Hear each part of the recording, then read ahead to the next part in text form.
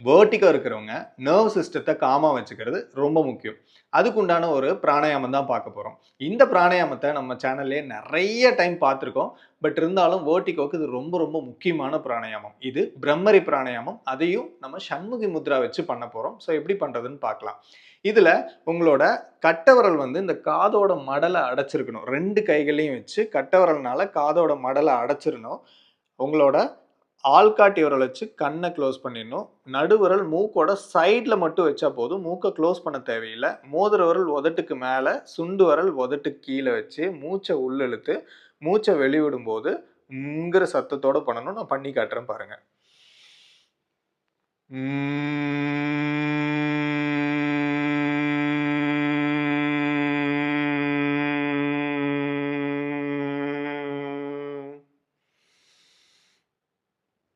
இந்த மாதிரி நீங்க காத அடைச்சு பண்ணும்போது, உங்க தலை ஃபுல்லா ஒரு சின்னதா ஒரு வைப்ரேஷன் கிரியேட் ஆகுற மாரி இருக்கும். இது உங்க நர்வ் சிஸ்டத்த நல்லா காம் பண்ணும்.